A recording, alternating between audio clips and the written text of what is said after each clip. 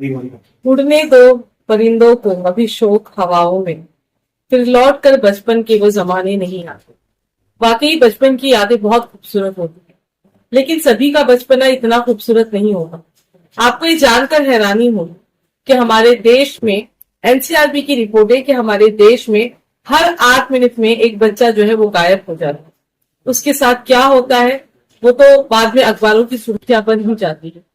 साथ ही साथ कैलाश सत्यार्थी की जो चिल्ड्रन फाउंडेशन है, उन्होंने भी एक स्टडी रिवील किया है कि हमारे देश में करीबन 74 लाख बच्चे बाल मजदूर हैं।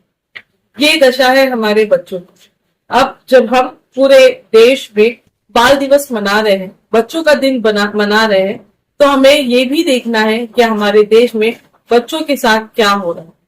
हमारा देश भले चाहे पॉपुलेशन के मामले में बहुत ज्यादा है, पर हमें ये भी देखना है कि हर जान इस देश में कीमती है। हर जान को बचाना हमारा फर्ज है। तो हमें ये चौकन्नी जो हमारी स्टैटिस्टिक रिपोर्ट है, इसे जानकर सिर्फ खामोश नहीं बैठना है। प्रशासन से ये बात करनी है कि उन बच्चों का क्या होगा।